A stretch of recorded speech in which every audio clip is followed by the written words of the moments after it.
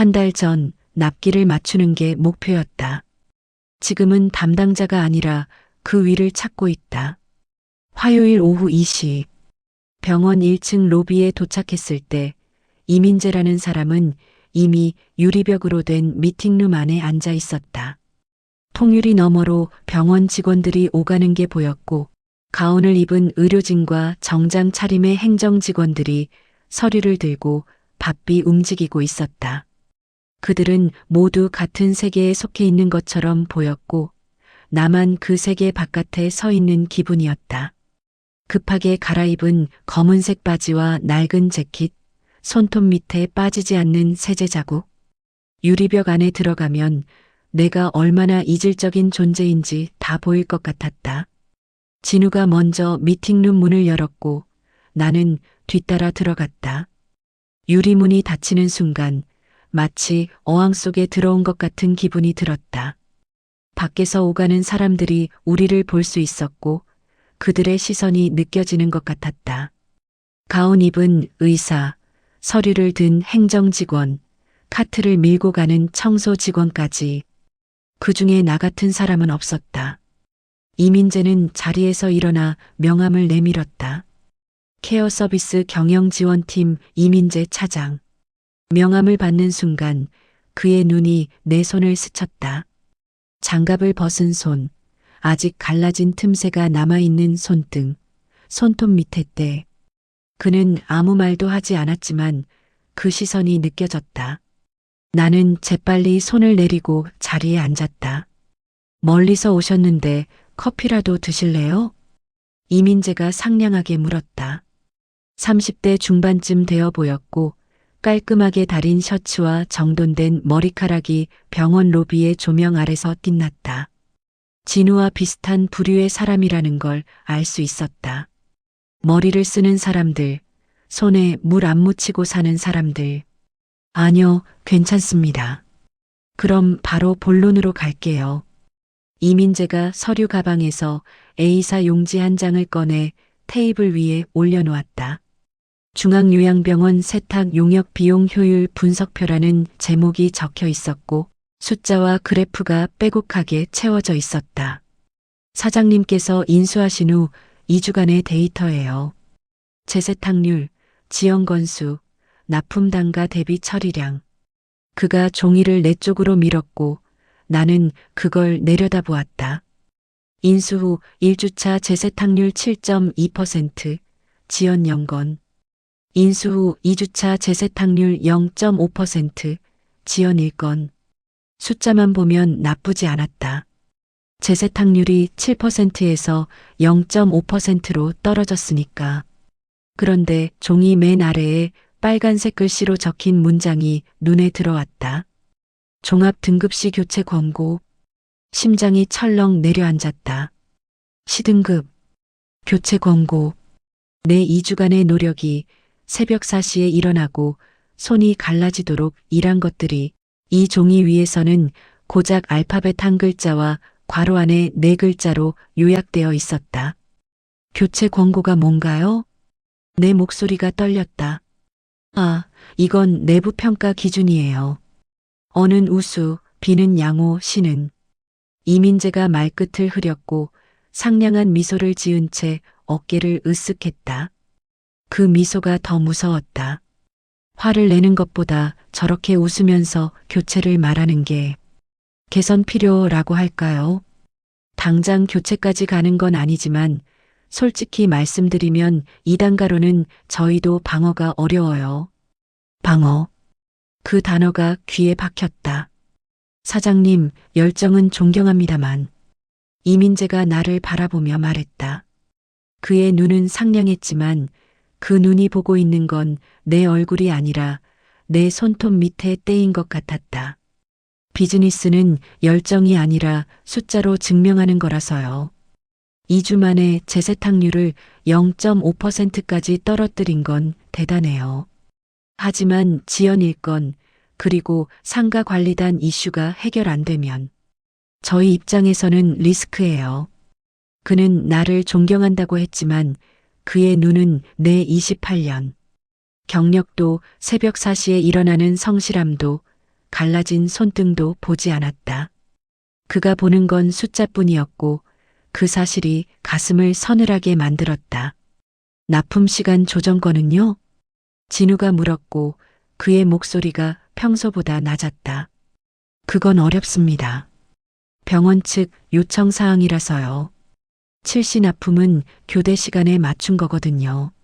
상가 관리단 진입 제한 때문에 칠시 납품이 불가능해졌는데 그건 저희 잘못이 아니잖아요. 물론이죠.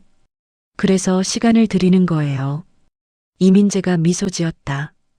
2주요. 2주 안에 해결 방안을 제시해 주시면 계약 유지 가능합니다. 안 되면 그가 말끝을 흐렸고 A사 용지 맨 아래에 교체 권고라는 글씨가 눈에 들어왔다. 2주 후에 뵙죠. 이민재가 일어났고 악수를 청했다. 나는 기계적으로 손을 내밀었고 그의 매끈한 손과 내 갈라진 손이 마주쳤다. 그의 손은 부드러웠다. 로션 냄새가 났다. 내 손은 세제에 절은 냄새가 났을 거다. 그는 아무렇지 않은 표정이었지만 나는 그 순간 등줄기가 서늘해지는 걸 참아야 했다. 내 존재가 지워지는 듯한 기분. 유리병 너머로 병원 직원들이 지나가고 있었고 아무도 우리를 보지 않았다. 나는 여기서 그저 하나의 숫자일 뿐이었다. 미팅룸을 나와 병원 로비를 걸었다. 통유리 너머로 햇살이 쏟아지고 있었지만 내 몸은 차가웠다. 28년 동안 회사에서 숫자를 맞춰왔는데 여기서는 내가 숫자가 되어 있었다. 시등급, 교체 권고, 내 땀과 새벽과 갈라진 손이 고작 엑셀 칸 하나로 설명되는 거였다. 사장님, 진우가 말했다. 그의 손에 노란색 형광펜이 들려 있었다. 언제 꺼냈는지 모르겠다. 계약서 갖고 오셨죠? 네. 여기서 볼까요? 그가 로비 한쪽의 벤치를 가리켰고 나는 가방에서 계약서를 꺼냈다. 손이 떨렸다. 이민재의 상냥한 미소와 차가운 숫자가 머릿속에서 맴돌았다. 시등급, 교체 권고. 그 글자들이 눈앞에 아른거렸다. 괜찮아요? 진우가 물었고 나는 고개를 끄덕였다. 괜찮지 않았지만 괜찮다고 말해야 했다. 여기서 울거나 주저앉으면 안 됐다. 28년 동안 그래왔듯이 특약 조항 중에 뭔가 있을 거예요. 저쪽도 계약서를 근거로 움직이니까 우리도 계약서에서 무기를 찾아야 해요. 진우가 계약서를 펼쳤고 나는 옆에서 함께 읽어내려갔다. 납기 지연 조항, 재세탁 페널티 해지 조건. 읽을수록 머리가 아팠다. 이런 문장들을 28년 동안 왜 안 읽었을까?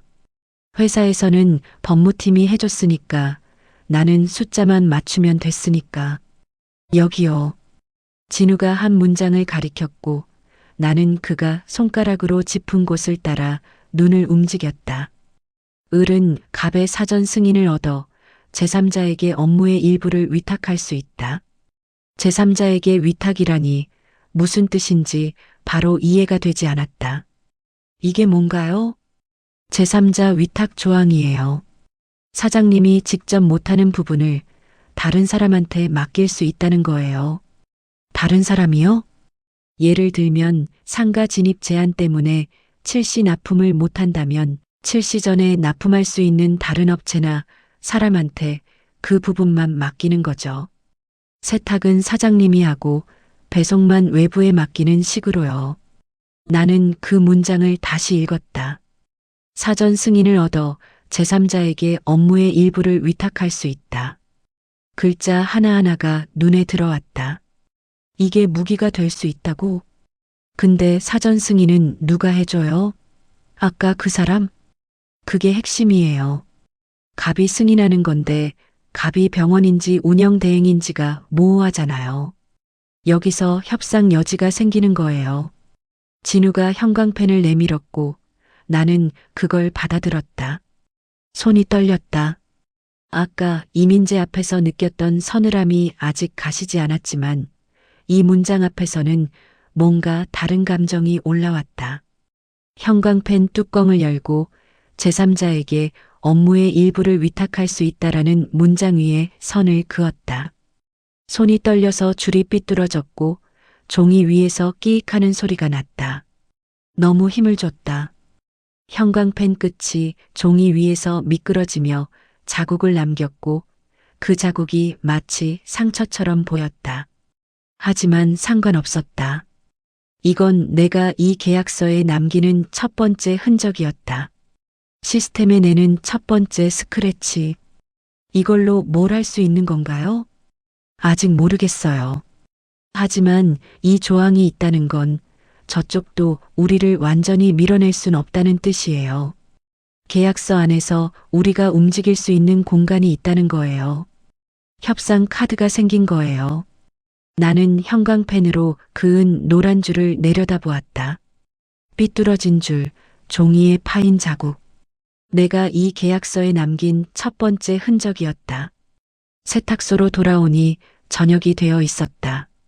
화이트보드 앞에 서서 오늘 있었던 일을 정리했다. 이민재 마이너스 경영지원팀, 시등급, 교체 권고, 2주 안에 해결 방안 제시, 제3자 위탁 가능 협상 카드?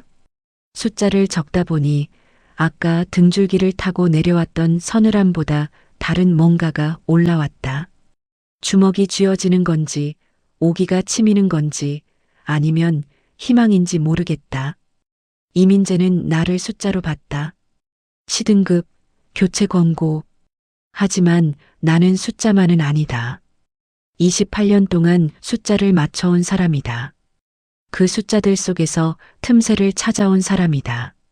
그리고 오늘 그 틈새를 하나 찾았다.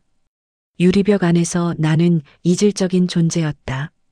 그들의 언어를 몰랐고 그들의 세계를 몰랐다. 하지만 계약서는 다르다. 계약서는 그들도 나도 같은 언어로 읽어야 하는 문서다. 그 안에서 내가 움직일 수 있는 공간을 찾으면 된다. 진우가 커피를 건네며 말했다. 오늘은 여기까지 하죠.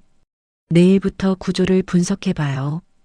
병원, 운영대행, 본사. 누가 진짜 결정권을 가졌는지. 네. 나는 고개를 끄덕였고 계약서를 다시 펼쳤다. 노란 형광펜 줄이 형광등 아래서 빛났다.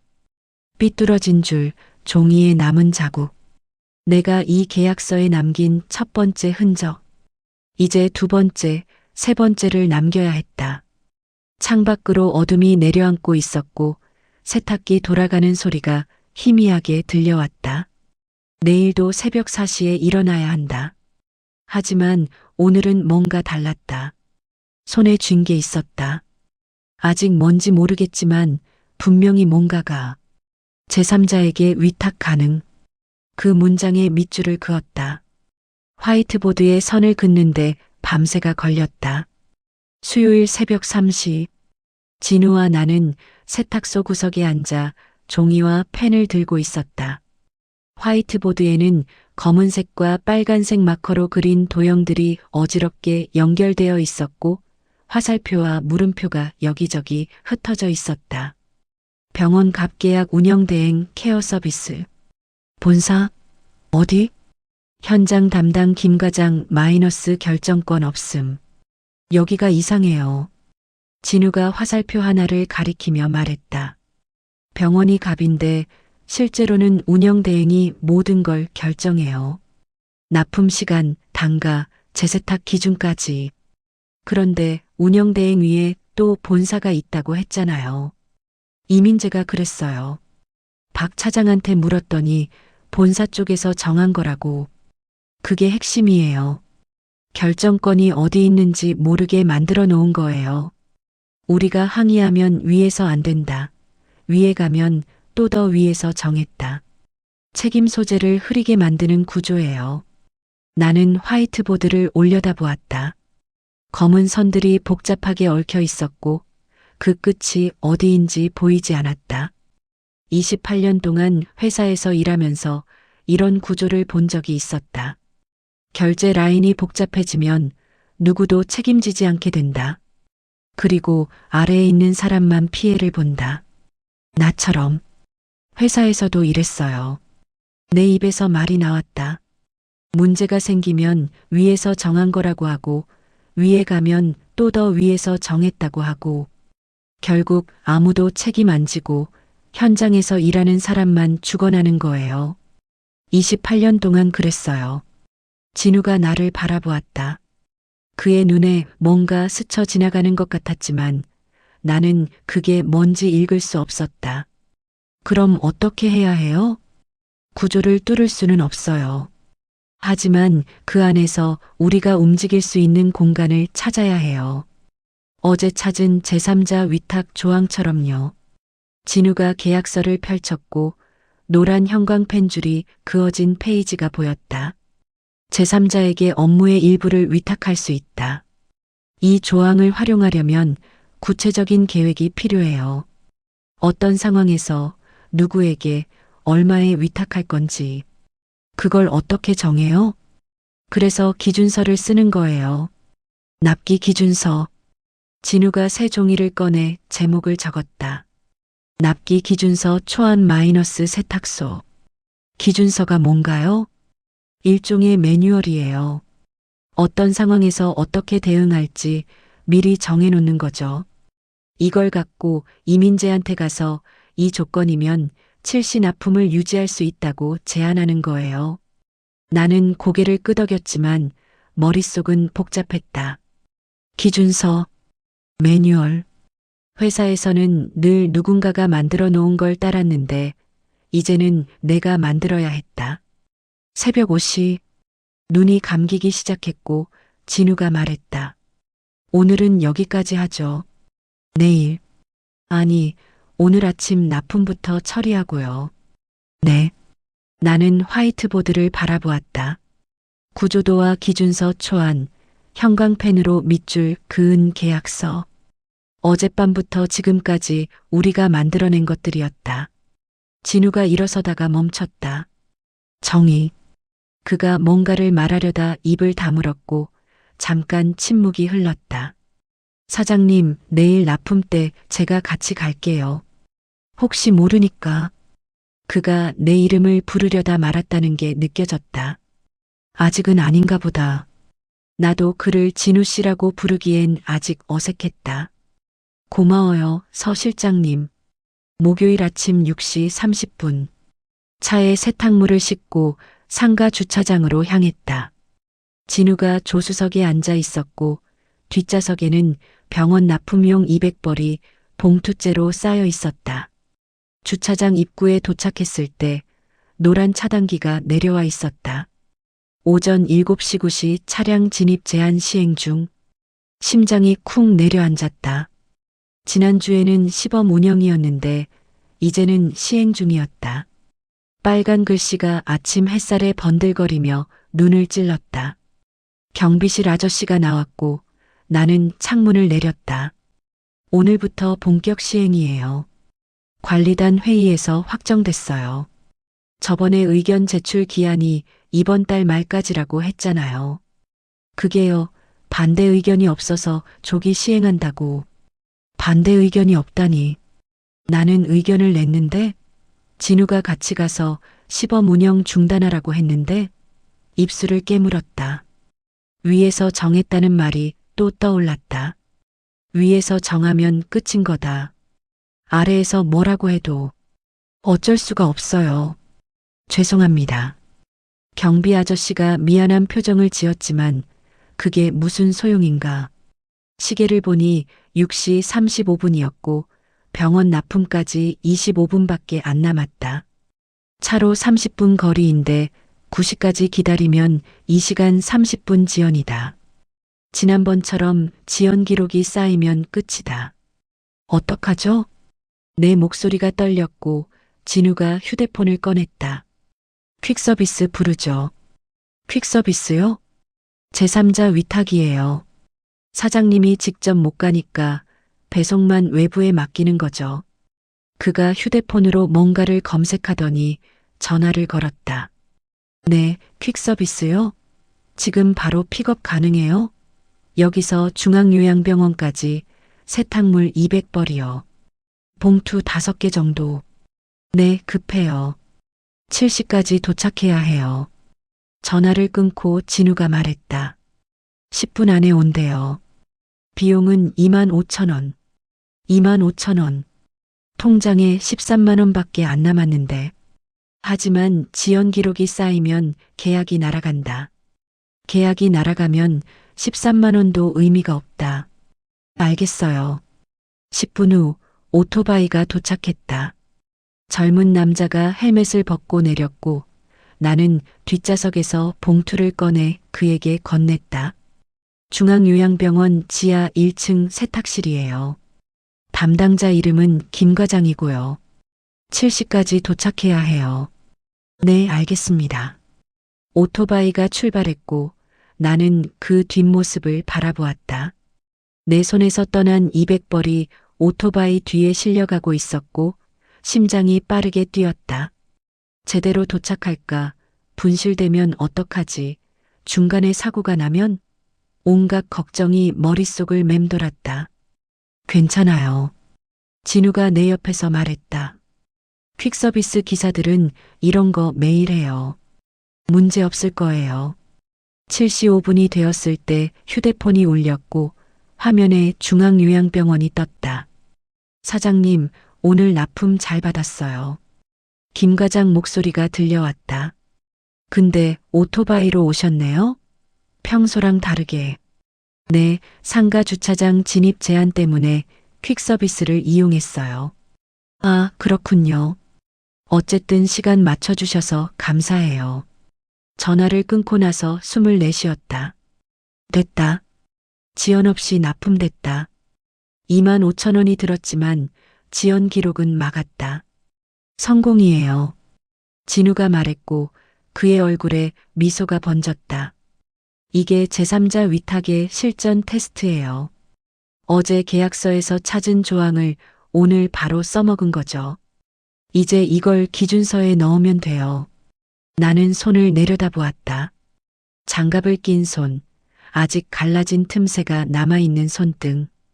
이 손이 직접 배달하지 않아도 납품이 됐다. 내가 모든 걸 혼자 해야 한다고 생각했는데 그게 아니었다. 도움을 받아도 됐다. 아니, 받아야 했다. 시스템이라는 게 그런 거였다. 혼자 다 하는 게 아니라 역할을 나누는 것. 28년 동안 회사에서 나는 시키는 대로 했다. 누군가 정해놓은 역할을 따랐고 그 범위를 벗어날 생각을 하지 않았다. 그런데 지금은 역할을 내가 정하고 있었다.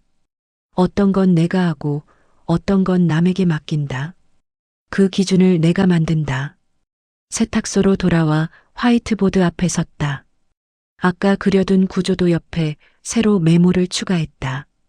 제3자 위탁 실전 테스트 마이너스 성공.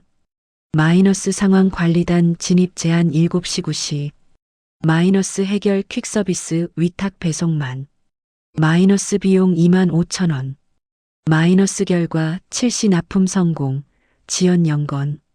이걸 기준서에 정리하죠.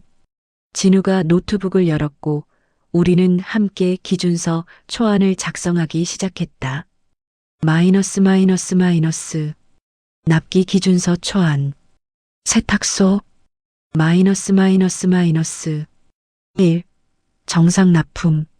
마이너스 세탁 완료 후 직접 배송. 마이너스 비용 영원자가 배송. 2. 비상 납품 진입 제한 시. 마이너스 조건 상가 관리단 차량 진입 제한 시간대. 마이너스 해결 제3자 위탁 퀵서비스. 마이너스 비용 약 25,000원 회. 마이너스 근거 계약서 제조 제3자 위탁 가능. 3. 승인 요청. 마이너스 비상 납품 발생 시 사전 사후 보고. 마이너스 월회 초과 시 단가 조정 협의. 마이너스. 이 정도면 기본 틀은 잡힌 거예요. 진우가 노트북 화면을 가리키며 말했고 나는 그 문서를 읽어내려갔다. 근데 문제가 있어요. 퀵서비스 비용이 매번 25,000원이면 한 달에 20일 진입 제한이 있다고 치면 50만 원이에요. 사장님, 마진이 얼마예요? 나는 계산기를 두드리며 병원 납품 단가, 세제비, 전기세, 가스비, 인건비를 하나씩 계산했다. 납품 건당 약 3,000원 정도요. 200벌이면 하루 6만 원, 한 달이면 120만 원. 거기서 퀵서비스 50만 원 빼면 70만 원. 다른 비용 빼면 거의 안 남아요. 진우가 고개를 끄덕였다. 그래서 협상이 필요해요. 진입 제한으로 인한 추가 비용을 누가 부담할 건지. 우리가 다 부담하면 안 돼요. 협상이요? 이민재한테요? 네. 하지만 비용 좀 내주세요라고만 하면 안 돼요. 논리가 필요해요. 진우가 종이를 꺼내 뭔가를 적기 시작했다. 첫째, 진입 제한은 저희 잘못이 아니에요. 관리단 결정이죠. 둘째, 칠시 납품은 병원 측 요구 사항이에요. 셋째, 두 조건이 충돌하니까 해결 비용을 같이 부담하자는 거예요. 나는 그의 글씨를 읽어 내려갔다. 논리. 28년 동안 회사에서 숫자만 맞추면 됐는데 여기서는 논리가 필요했다. 왜 이 비용을 내야 하는지, 왜 이 조건이 합리적인지 설명해야 했다. 이민재가 받아들일까요? 모르겠어요. 하지만 아무것도 안 들고 가는 것보다는 나아요. 우리가 문제를 인식하고 있고 해결 방안을 제시할 수 있다는 걸 보여주는 거니까요. 그리고 계약서에 근거가 있으니까 저쪽도 무시할 수 없어요. 나는 화이트보드의 구조도를 올려다보았다. 병원, 운영대행, 본사. 누가 결정권을 가졌는지 아직도 모호했지만 이제는 뭘 물어봐야 하는지가 보였고 뭘 요구해야 하는지도 보였다. 저 혼자였으면 이런 거 생각도 못했을 거예요. 내 입에서 말이 나왔고 진우가 나를 바라보았다. 회사에서 28년 동안 일했는데 계약서를 제대로 읽어본 적이 없어요. 누군가 정해놓은 조건을 따르기만 했지 그걸 바꿀 수 있다고 생각해 본 적이 없거든요. 사장님이 못한 게 아니에요. 그럴 기회가 없었던 거죠. 진우가 조용히 말했고 그의 목소리에는 진심이 담겨 있었다. 회사에서는 위에서 정해주니까요. 사장님은 그 시스템 안에서 성실하게 일했고 그게 잘못은 아니에요. 다만 여기서는 그 시스템을 직접 만들어야 하는 거죠. 그의 말이 가슴에 닿았다. 28년 동안 나는 성실했다. 하지만 성실한 것과 주체적인 것은 달랐다.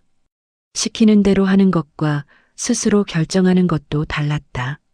지금 나는 결정하고 있었다. 어떤 조건으로 협상할지, 어떤 기준을 제시할지. 밤이 깊어졌다. 화이트보드에는 구조도와 기준서, 초안, 오늘 테스트한 결과가 빼곡히 적혀 있었다. 내 손은 마커 잉크로 얼룩져 있었고 눈은 피곤했지만 머릿속은 오히려 맑아진 기분이었다.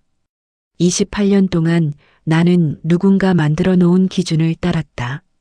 출근 시간, 점심 시간, 결제 라인, 업무 매뉴얼.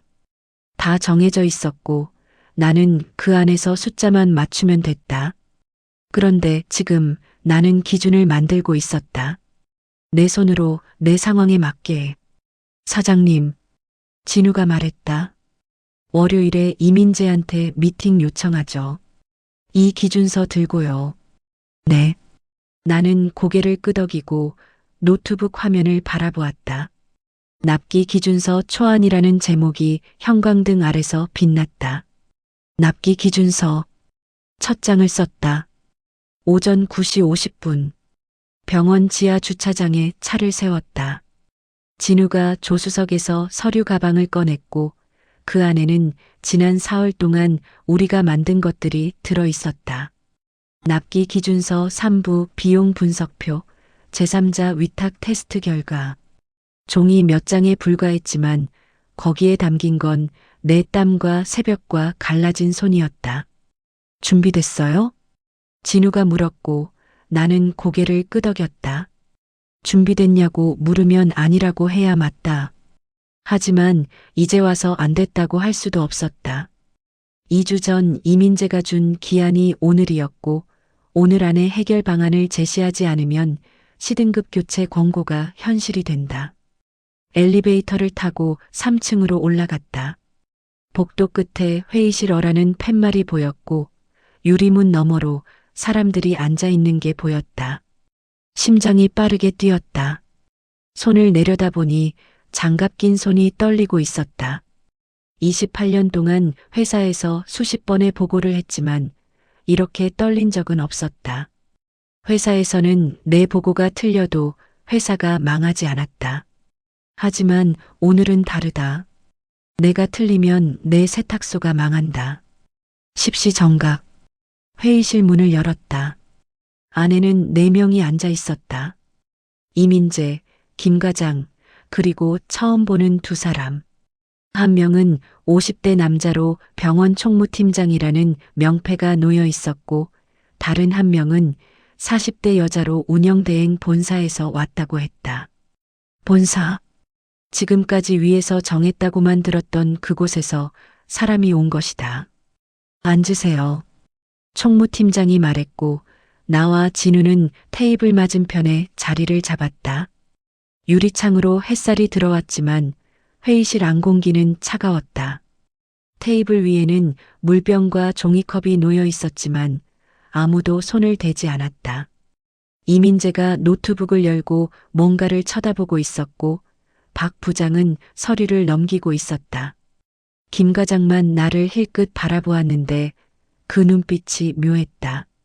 미안함인지 걱정인지 아니면 둘 다인지. 오늘 미팅은 세탁 용역 계약 갱신 여부를 결정하기 위한 자리입니다. 총무팀장이 서류를 넘기며 말을 이었다.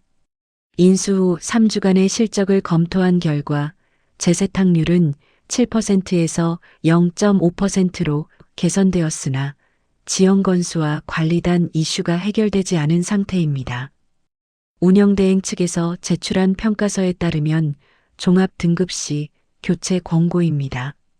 시등급이라는 그 글자가 또 나왔고 나는 손을 꽉 쥐었다. 그런데 이번 주에 제3자 위탁을 활용해서 7시 납품을 유지하셨다고 들었습니다. 그 부분에 대해 설명해 주시겠어요? 총무팀장이 나를 바라보았고 이게 기회라는 걸 직감했다. 네. 내 목소리가 생각보다 떨렸다. 숨을 고르고 다시 입을 열었다.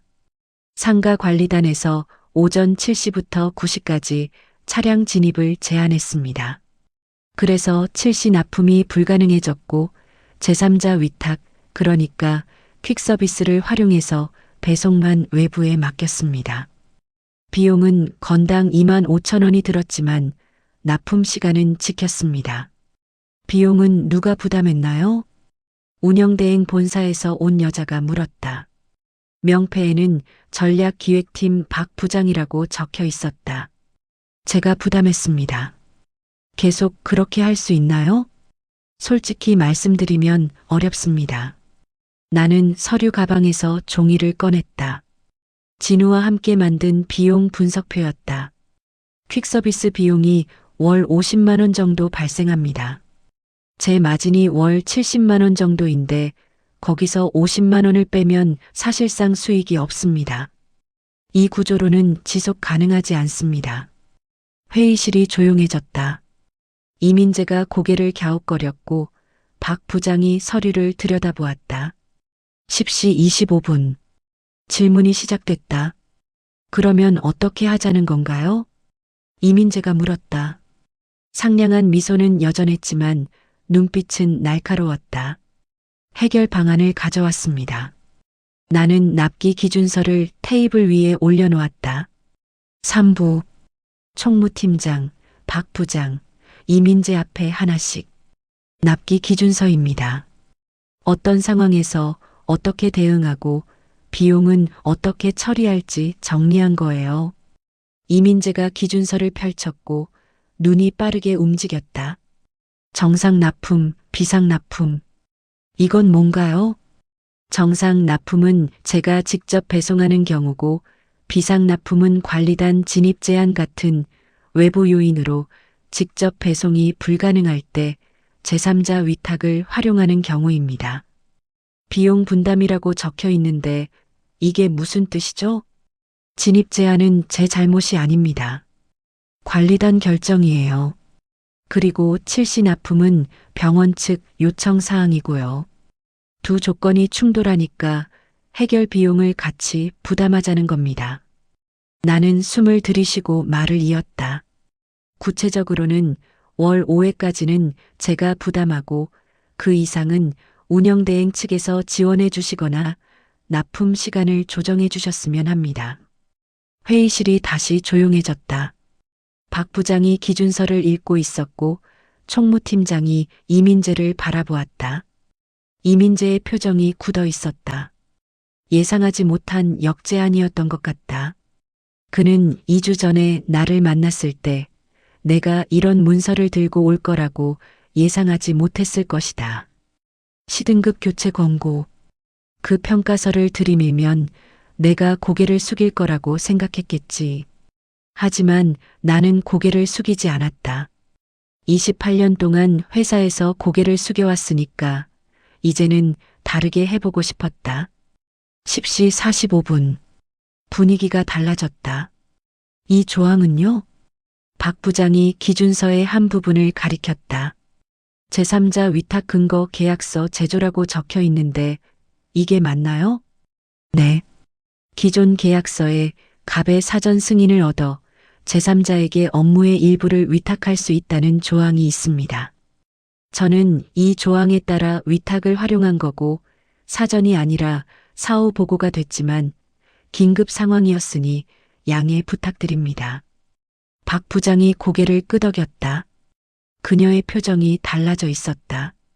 처음에 무표정에서 뭔가를 계산하는 듯한 눈빛으로 제안이 나쁘지 않네요. 그녀가 말했고 이민재가 살짝 놀란 표정을 지었다. 본사에서 온 사람이 긍정적인 반응을 보인 거다.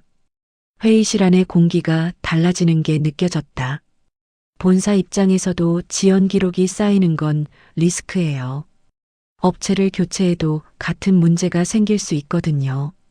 관리단 진입 제한은 저희 잘못도 아니고 새 업체가 와도 똑같이 겪을 문제잖아요. 그러니까 이 기준서대로 운영하면서 해결책을 찾는 게 오히려 효율적일 수 있어요. 박 부장의 말에 총무팀장이 고개를 끄덕였다. 이민재의 표정이 굳어 있었다. 그는 시등급을 들이밀며 교체를 밀어붙이려 했을 텐데 본사에서 다른 방향을 제시한 거다. 이 기준서대로 운영하면 지연 없이 납품이 가능하다는 거죠? 박 부장이 다시 물었다. 네. 지난주에 실제로 테스트해 봤습니다. 퀵서비스를 활용해서 7시 납품을 지켰고 김 과장님께 확인도 받았습니다. 나는 김 과장을 바라보았고 그가 고개를 끄덕였다. 맞아요. 시간 맞춰서 왔어요. 11시가 되자 협상이 본격적으로 시작됐다. 월 5회까지 자체 부담, 그 이상은 지원. 이건 좀 조정이 필요할 것 같아요. 이민재가 기준서를 내려다보며 말했다. 월 3회까지로 하면 어떨까요? 3회면 진입 제한이 주 5일이니까 부족합니다. 최소 5회는 돼야 해요. 4회로 합의하죠. 대신 지연 발생 시 페널티는 기존대로 유지하고요. 나는 잠깐 머릿속으로 계산했다. 4회면 한 달에 4일이고 나머지 16일은 지원을 받을 수 있다. 완벽하진 않지만 아까보다는 낫다. 알겠습니다. 4회로 하겠습니다. 이민재가 고개를 끄덕였고 박 부장이 메모를 했다. 그리고 단가 조정권은요? 총무팀장이 물었다. 관리단 이슈로 인한 추가 비용이 발생하는데 단가 인상 없이 계속 유지하기는 어렵습니다. 5% 정도 인상을 요청드립니다. 5%는 좀 많네요. 이민재가 말했다. 3%로 하시죠. 대신 계약 기간을 1년에서 2년으로 연장하는 건 어때요? 장기 계약이면 안정적이잖아요. 2년. 1년보다 2배 긴 시간. 그 시간 동안 이 일을 계속할 수 있다는 뜻이었다. 나는 진우를 바라보았고 그가 살짝 고개를 끄덕였다. 좋습니다. 3% 인상, 2년 계약으로 하겠습니다. 11시 25분. 계약서가 수정됐다.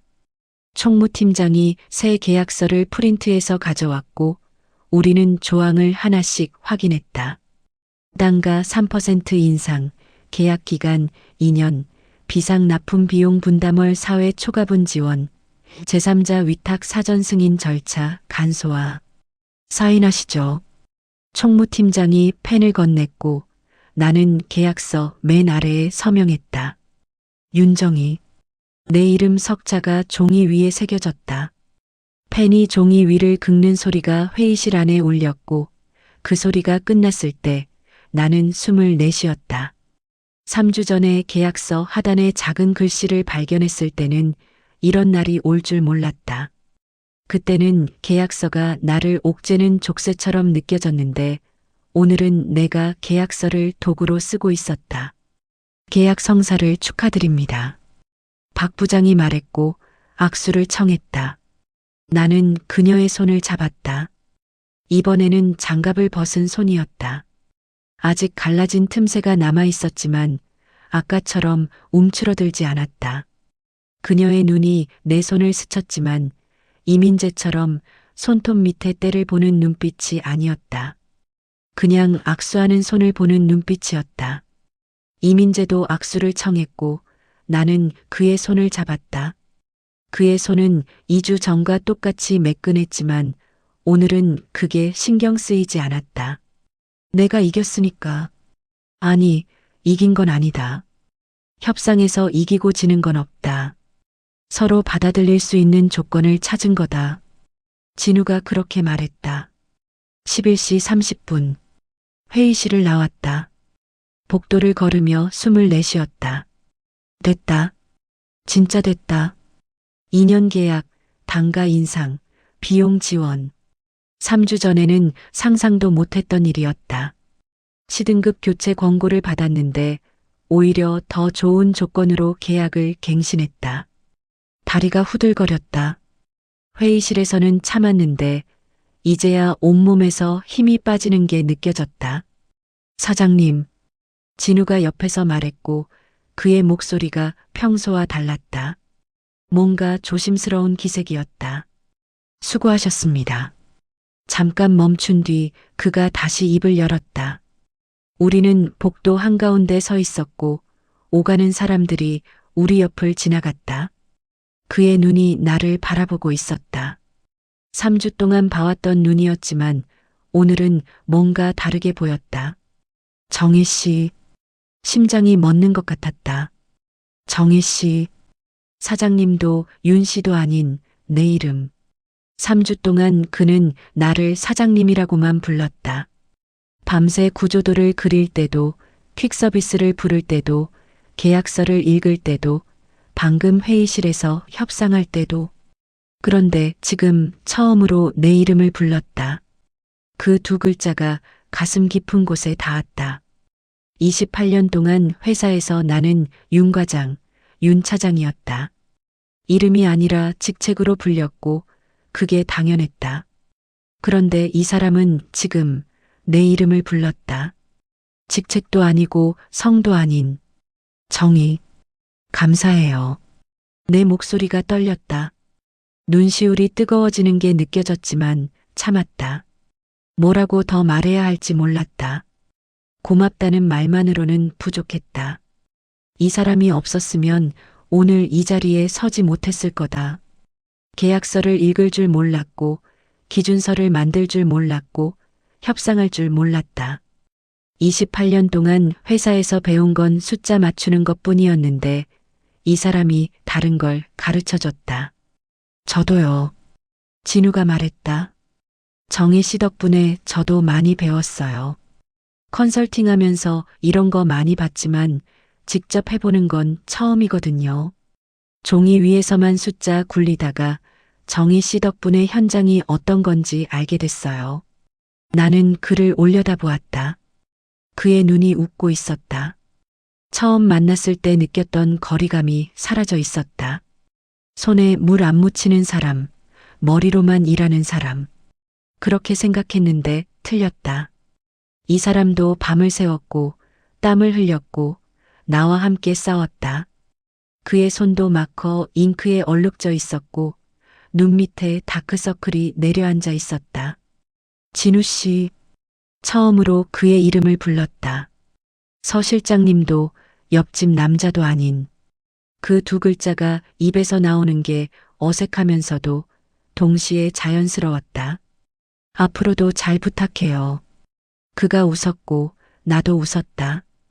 병원 복도에 햇살이 쏟아지고 있었고 우리는 나란히 걸어 엘리베이터로 향했다.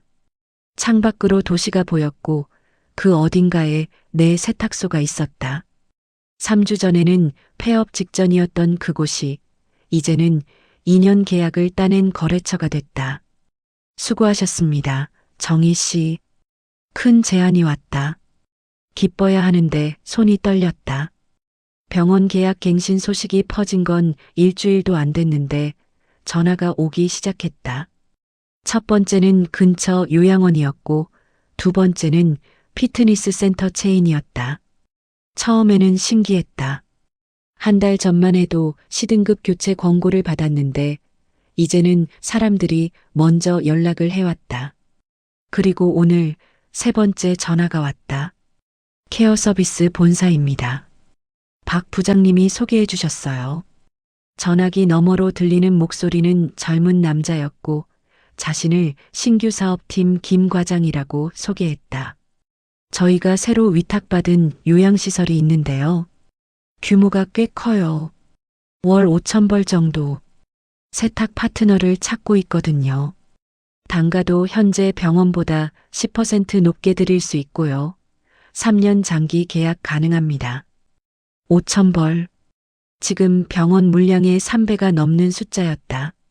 심장이 빠르게 뛰었다. 3년 장기 계약이라니. 지금 병원 계약이 2년인데 이건 3년이다. 관심 있으시면 제안서 보내드릴까요? 네, 보내주세요. 전화를 끊고 나서 손을 내려다보았다. 떨리고 있었다. 기쁜 건지 무서운 건지 모르겠다. 5,000벌이면 매출이 3배로 뛴다. 지금 한 달에 120만 원 정도 버는데 400만 원 가까이 벌 수 있다는 뜻이다. 빚도 갚고 통장에 돈도 쌓을 수 있다. 그런데 왜 손이 떨릴까? 오후 내내 제안서를 기다리며 세탁물을 돌렸다.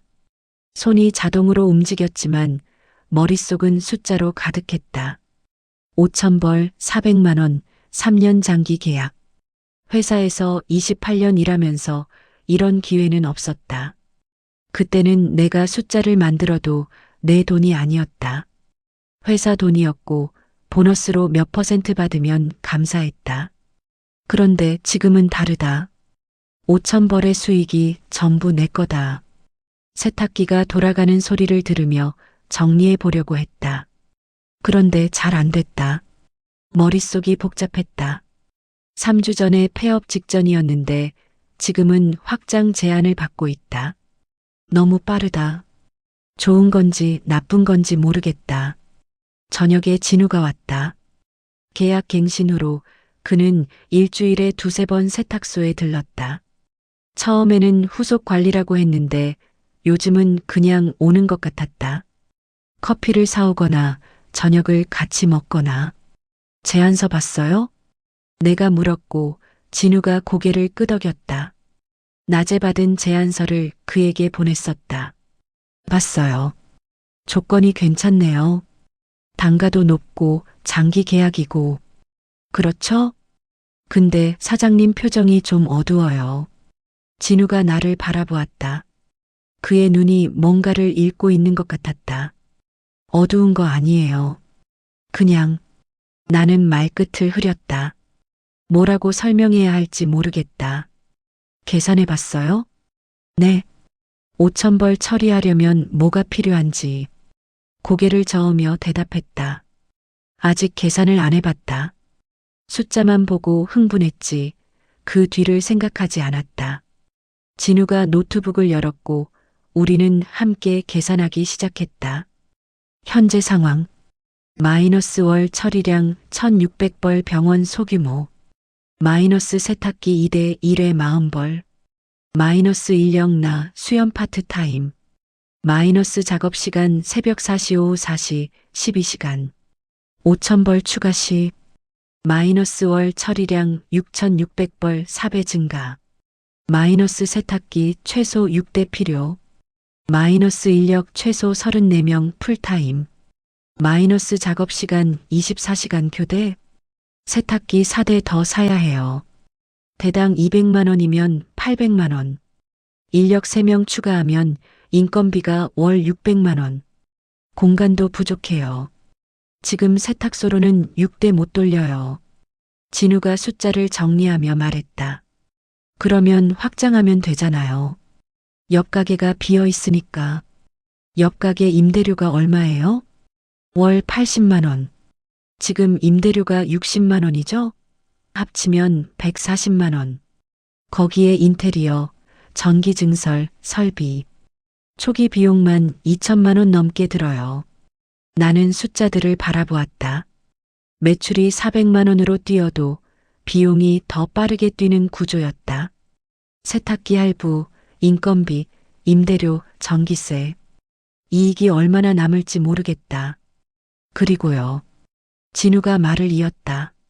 5,000벌 처리하려면 지금처럼 품질 관리 못해요. 재세탁률 0.5%는 사장님이 직접 검수하니까 가능한 거예요. 물량이 4배로 뛰면 그거 못해요. 직원한테 맡겨야 하는데 그러면 품질이 떨어져요. 나는 손을 내려다보았다. 장갑을 벗은 손, 갈라진 틈새가 조금씩 아물고 있는 손등. 이 손으로 하나하나 검수했기 때문에 재세탁률이 0.5%인 거다. 그걸 남에게 맡기면 납기도 문제예요. 지금은 칠시 납품 하나만 지키면 되는데 거래처가 늘어나면 동선이 복잡해져요. 퀵서비스 비용도 기하급수적으로 늘어나고요. 진우가 노트북을 닫으며 말했다. 결론적으로요. 5,000벌 계약을 받으면 매출은 뛰지만 리스크도 같이 뛰어요. 자칫하면 품질 문제로 기존 병원 계약까지 날릴 수 있어요. 나는 한숨을 내쉬었다. 그가 말한 게 다 맞았다. 머릿속으로는 알고 있었는데 숫자로 보니까 더 명확해졌다. 그럼 어떻게 해야 해요? 2가지예요. 진우가 손가락 2개를 펴며 말했다. 하나 확장. 투자하고 인력 뽑고 규모를 키워요. 리스크는 크지만 성공하면 수익도 커요. 2. 거점 유지. 지금 규모를 유지하면서 내실을 다져요. 리스크는 작지만 성장도 느려요. 진우 씨는 어떻게 생각해요? 내가 물었고 그가 잠깐 침묵했다. 저는 사장님이 결정할 문제라고 생각해요. 제가 숫자를 정리해 드릴 수는 있지만 어떤 삶을 살지는 사장님이 정하는 거니까요. 어떤 삶을 살지. 그 말이 가슴에 남았다. 28년 동안 회사에서 나는 성장만 외쳤다. 매출 늘리고 시장 점유율 높이고 몸집 키우고 그게 좋은 거라고 배웠다. 그런데 그 성장 속에서 나는 숫자로 평가받았고 C등급이 되면 교체 권고를 받았다. 성장이 나를 지켜주지 않았다. 오늘은 여기까지 하죠. 진우가 말했다. 고민 좀 하시고 내일 다시 얘기해요. 그리고 오늘은 좀 쉬어요. 계약 갱신하고 일주일 내내 일만 했잖아요. 쉬라고요? 네. 밥이나 먹으러 가요. 그가 웃으며 말했고 나는 잠깐 멈칫했다. 일 이야기가 아니라 밥을 먹자는 거다. 3주 동안 우리는 계약서, 기준서, 협상, 숫자 얘기만 했다. 그냥 밥을 먹자는 건 처음이었다. 좋아요. 우리는 세탁소 근처의 작은 식당으로 갔다. 칼국수집이었고 테이블이 4개밖에 없는 작은 곳이었다. 주인 아주머니가 우리를 보더니 어머, 세탁소 사장님이라며 반겼다. 여기 자주 와요? 진우가 물었고 나는 고개를 저었다. 아니요. 근데 옷 맡기러 오시는 분이에요. 칼국수가 나왔고 우리는 먹기 시작했다. 김이 모락모락 피어올랐고 국물이 따뜻했다. 세탁소에서 컵라면만 먹다가 이렇게 제대로 된 밥을 먹으니까 몸이 녹는 것 같았다. 언제 마지막으로 이렇게 밥 먹었어요? 진우가 물었고 나는 잠깐 멈췄다. 글쎄요. 세탁소 인수하고 나서는 처음인 것 같아요. 항상 세탁소에서 대충 먹거나 집에 가서 라면 끓여 먹거나. 그러면 안 돼요. 밥은 제대로 먹어야죠. 그가 진지한 표정으로 말했고 나는 웃음이 났다. 계약서 읽을 때랑 똑같은 표정이었다. 이 사람은 뭘 해도 진지하다. 사장님, 진우가 말했다. 아, 정희 씨. 그가 이름을 고쳐 불렀고 나는 아직 그 호칭이 어색하면서도 좋았다. 일주일 전에 처음 들었는데 아직도 심장이 살짝 뛰었다. 회사에서 28년 일하셨다고 했잖아요. 그때는 뭘 하셨어요? 회계팀이었어요. 숫자 맞추는 일. 숫자 좋아하세요? 좋아한다기보다 익숙해요. 틀리면 안 되니까 항상 조심했고요. 한 푼이라도 안 맞으면 밤새 찾아야 했어요. 그래서 재세탁률 0.5%인 거군요. 숫자가 안 맞으면 못 참는 거. 진우가 웃었고 나도 웃었다. 맞는 말이었다. 옷 하나하나 검수하는 게 귀찮은 사람도 있겠지만 나한테는 숫자 맞추는 것과 같았다. 하나라도 놓치면 찜찜하다. 정희 씨는요? 왜 컨설턴트 하세요? 저요?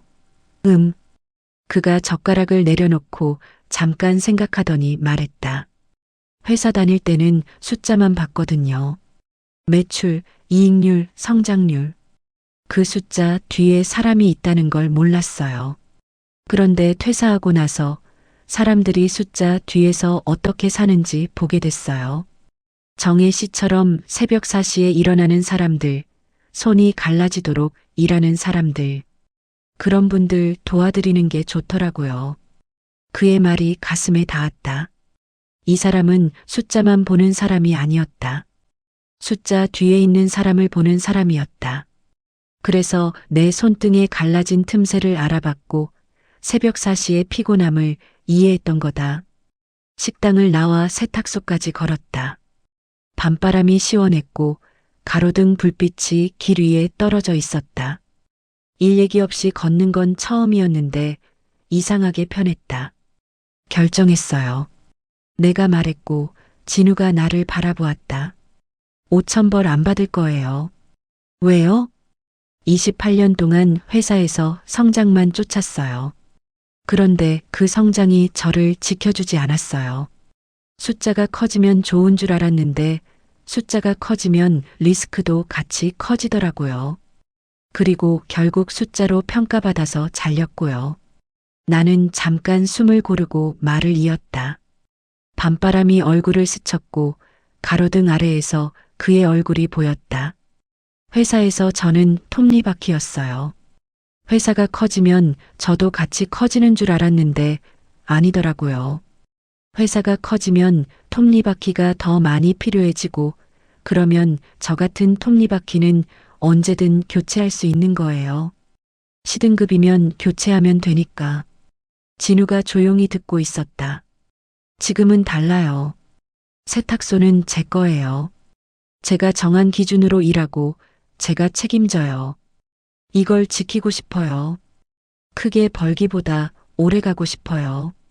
5,000벌 받으면 매출은 뛰지만 다시 톱니바퀴가 될 것 같아요. 직원 뽑고 관리하고 숫자 맞추느라 정신없고 그러다 뭔가 잘못되면 또 교체당하는 거예요. 이번엔 제가 저를 교체하는 거겠지만 진우가 고개를 끄덕였다. 좋은 결정이에요. 고마워요. 숫자 정리해줘서. 제가 한 건 숫자 정리뿐이에요. 결정은 정혜 씨가 한 거예요. 우리는 세탁소 앞에 도착했고 잠깐 서 있었다. 밤하늘에 별이 몇 개 보였고 세탁소 간판 불빛이 희미하게 켜져 있었다. 내일 봐요, 진우 씨. 네, 내일 봬요. 그가 돌아서서 걸어갔고 나는 그 뒷모습을 잠깐 바라보았다. 3주 전에 처음 만났을 때와 달라진 게 있었다. 그때는 옆집 남자였는데 지금은 진우 씨였다. 세탁소 문을 열고 들어갔다. 화이트보드에 내일 납기표가 적혀 있었고 세탁기 위에 라벨 프린터가 놓여 있었다. 작은 공간, 세탁기 2대, 나 하나. 이게 내 거점이었다. 손을 내려다보았다. 장갑을 벗은 손, 갈라진 틈새가 조금씩 아물고 있는 손등. 3주 전에는 피가 맺혔는데 지금은 아물고 있다. 회복되고 있다. 나도, 내 손도, 내 세탁소도. 5천 벌은 포기했지만 후회는 없었다. 400만 원보다 중요한 게 있다. 이 손으로 직접 검수하는 것. 7시에 시간 맞춰 납품하는 것. 재세탁률 0.5%를 유지하는 것. 그게 내가 지키고 싶은 것이었다. 확장보다 거점. 그게 내 답이었다. 아침 6시 나는 납기표 앞에 섰다. 한 달 전과 같은 시간, 같은 장소. 하지만 모든 게 달랐다. 화이트보드에는 깔끔하게 정리된 납기표가 붙어 있었고 색깔별로 분류된 라벨이 거래처를 표시하고 있었다. 빨간색은 병원, 파란색은 요양원, 초록색은 피트니스. 각각의 납품 시간과 물량이 적혀 있었고 오늘 할 일이 한눈에 보였다. 한 달 전 이 자리에서 나는 낙서 같은 메모를 바라보며 헤매고 있었다. 120벌 70까지. 못 맞추면 해지. 그게 전부였다. 어디서부터 시작해야 하는지, 뭘 먼저 해야 하는지 몰랐다. 시간은 나를 쫓았고 나는 도망치듯 일했다. 지금은 달랐다. 손을 내려다보았다. 깨끗한 장갑이 손을 감싸고 있었고 장갑 아래로 손등이 살짝 보였다. 한 달 전에는 갈라지고 피가 맺혔던 손이었다. 세제에 닿으면 쓰라렸고 밤마다 연고를 바르며 눈물이 났다. 지금은 아물었다.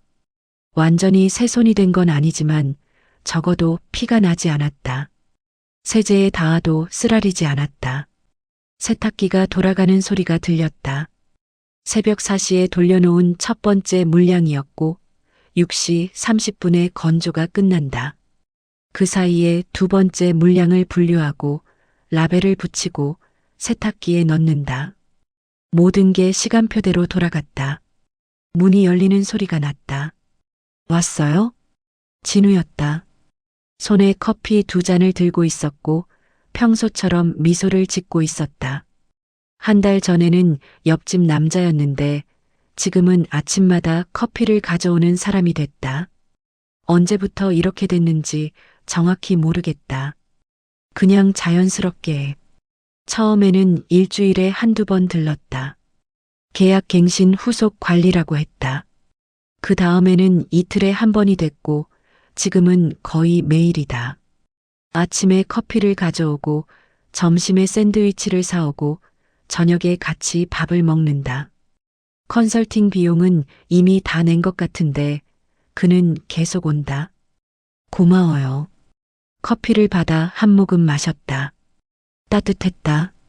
세탁소 안이 차가웠는데 커피가 몸을 녹여줬다. 진우가 옆에 서서 같이 화이트보드를 바라보았다. 우리 어깨가 거의 닿을 듯 가까웠지만 어색하지 않았다. 오늘 납품 일정은요? 병원 7시, 요양원 9시, 피트니스 11시. 내가 화이트보드를 가리키며 말했고 진우가 고개를 끄덕였다. 퀵서비스는요? 오늘은 없어요. 관리단 진입 제한이 목요일만 있으니까. 다행이네요. 진우가 커피를 마시며 말했다. 우리는 나란히 서서 화이트보드를 바라보았다. 한 달 전에는 이 화이트보드가 낙서판 같았다. 휘갈겨 쓴 숫자들, 지워지다, 만 메모들, 어디서부터 봐야 할지 모르는 혼란. 지금은 달랐다. 모든 게 정리되어 있었고 무엇을 언제 해야 하는지 명확했다. 수연 씨 언제 와요? 8시에 온대요. 수연은 파트타임 알바였다. 한 달 전에 구했고 지금은 주 3일 오전에 일했다. 처음에는 내가 모든 걸 혼자 했는데 이제는 역할을 나눴다. 나는 세탁과 검수를 맡고 수연은 분류와 포장을 맡았다. 진우가 말한 대로 시스템이 생긴 거다. 6시 30분. 세탁기가 멈추는 소리가 났다. 나는 건조기로 옷을 옮기기 시작했다. 장갑 낀 손이 익숙하게 움직였다. 한 달 전에는 맨손으로 했는데 이제는 장갑이 당연했다. 손을 보호하는 게 부끄러운 게 아니었다. 28년 동안 회사에서 맨손으로 버텼으니까 여기서는 장갑을 껴도 된다. 진우가 옆에서 라벨 프린터를 켰다. 처음에는 내가 쓸 줄 몰랐던 기계였는데 이제는 진우가 없어도 쓸 수 있다. 하지만 진우가 여기 있으면 그가 라벨을 찍어줬다. 우리 사이에 역할 분담이 생긴 건 아닌데 자연스럽게 그렇게 됐다. 정희 씨, 진우가 말했다. 네. 아침밥 먹었어요? 아직요. 그러면 안 된다고 했잖아요. 그가 웃으며 말했고 나도 웃었다. 지난주에 칼국수집에서 했던 말이 떠올랐다. 밥은 제대로 먹어야죠. 그때부터 진우는 아침마다 물었다. 밥 먹었냐고. 납품 끝나면 먹을게요. 그러면 내가 사올게요. 뭐 먹고 싶어요? 아무거나. 아무거나는 메뉴 아니에요. 그가 진지한 표정으로 말했고 나는 웃음이 났다. 그럼 샌드위치요. 계란 샌드위치. 알겠어요. 진우가 고개를 끄덕였고 다시 라벨 프린터에 집중했다. 우리는 말없이 일했다. 세탁기 소리, 프린터 소리, 옷을 접는 소리. 그 소리들이 아침을 채웠다. 7시 10분 전. 병원 납품 준비가 끝났다. 봉투에 담긴 200벌이 차 트렁크에 실렸고 나는 차에 올라탔다. 진우가 창문 너머로 손을 흔들었고 나도 손을 흔들었다. 한 달 전에는 혼자 운전했는데 지금은 누군가가 배웅해주는 사람이 있었다. 병원에 도착해서 납품을 마쳤다. 김 과장이 서명하며 말했다. 요즘 품질 좋아요. 제 세탁 거의 없어요. 감사합니다. 다음 달에 물량 좀 늘릴 수 있어요? 병동이 하나 더 생기거든요. 얼마나요? 50벌 정도? 나는 잠깐 머릿속으로 계산했다. 50벌이면 하루에 2벌 반 정도 늘어나는 거다. 지금 세탁기 용량으로 충분히 처리할 수 있다. 가능해요. 좋아요. 다음 주에 정식으로 요청 넣을게요. 병원을 나와 차에 올라탔다. 50벌 추가. 한 달 전이었으면 덥석 물었을 거다. 아니, 한 달 전에는 물량이 늘어나는 게 무서웠다. 감당할 수 있을지 모르니까. 지금은 달랐다. 시스템이 있으니까. 얼마나 더 받을 수 있는지, 어디까지가 한계인지 알 수 있었다. 9시에 요양원 납품, 11시에 피트니스 납품을 마치고 세탁소로 돌아왔다. 수연이 와 있었고 오후 물량 분류를 하고 있었다. 사장님, 이거 라벨 이상한 것 같아요. 어디요? 이 청소복이요. 라벨에 102호라고 되어 있는데 옷에 105호라고 적혀 있어요. 나는 옷을 확인했다. 수연 말이 맞았다. 라벨이 잘못 붙었다. 잘 봤어요. 고쳐요. 수연이 라벨을 다시 붙였고 나는 고개를 끄덕였다. 한 달 전이었으면 이런 실수가 그냥 넘어갔을 거다. 분실 사고로 이어졌을 거고 보상해야 했을 거다. 지금은 수연이 걸러줬다. 두 사람이 보니까 실수가 줄었다. 점심시간이 됐다. 진우가 샌드위치를 가져왔고 우리는 세탁소 구석에 앉아 먹었다. 병원에서 물량 늘려달래요. 내가 말했고 진우가 고개를 갸웃거렸다. 얼마나요? 50벌. 받았어요? 네. 잘했어요. 그가 웃으며 말했다. 지난주에 5,000벌 거절했잖아요. 그건 감당 안 되는 확장이었고 50벌은 감당 가능한 성장이에요. 그 차이를 아는 게 중요해요. 감당 가능한 성장. 그 말이 마음에 들었다. 크게 벌기보다 오래 가고 싶다고 했는데 그게 이런 거였다. 작은 성장을 쌓아가는 것. 한 번에 뛰어오르는 게 아니라 한 발씩 걸어가는 것. 오후 4시 하루 일과가 끝났다. 세탁기가 멈추고 마지막 물량이 건조대에 걸렸다. 수연이 퇴근하고 세탁소에 나와 진우만 남았다. 오늘도 수고했어요. 진우가 말했다. 진우 씨도요. 나는 화이트보드 앞에 섰다. 내일 납기표를 확인했다. 병원 200벌, 요양원 80벌, 피트니스 50벌. 색깔별로 정리되어 있었고 시간표가 명확했다. 한 달 전에 낙서판과는 완전히 달랐다. 손을 내려다보았다. 장갑을 벗은 손. 갈라진 틈새가 아물어 있었고 새살이 돋아 있었다.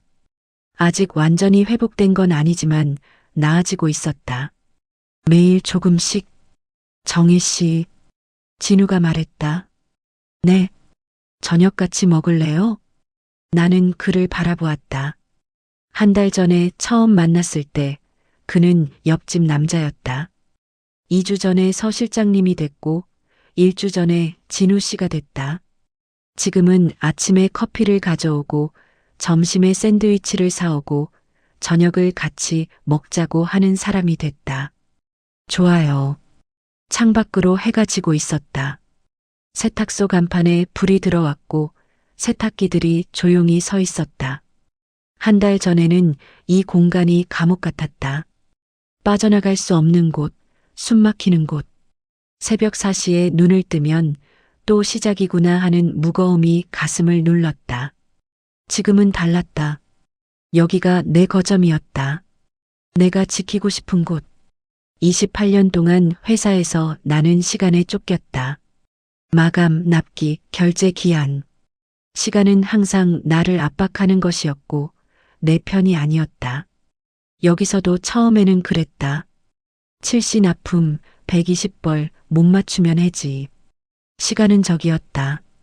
새벽에 눈을 뜨면 시계부터 봤고 숫자가 나를 쫓아왔다. 하지만 지금은 달랐다. 시간표가 있고 시스템이 있고 함께하는 사람이 있었다. 시간이 나를 쫓는 게 아니라 내가 시간을 관리하고 있었다. 매일 아침 6시에 일어나서 납기표를 확인하고 하루를 계획했다. 뭘 언제 해야 하는지, 어디까지 할 수 있는지 눈에 보였다. 시간이 내 편이 된 거다. 가요. 내가 말했고 우리는 세탁소 문을 나섰다. 저녁 바람이 시원했고 거리에 가로등이 켜지기 시작했다. 진우가 내 옆을 걸었고 우리의 그림자가 나란히 길 위에 떨어졌다. 한 달 전에는 혼자 걸었던 길이었다. 지금은 둘이 걷고 있었다. 내일 아침 6시 나는 다시 납기표 앞에 설 거다. 화이트보드를 확인하고 세탁기를 돌리고 라벨을 붙이고 같은 일의 반복이지만 더 이상 무겁지 않다. 내가 선택한 일이고 내가 만든 시스템이고 내가 지키는 거점이니까 이제 시간이 내 편이다.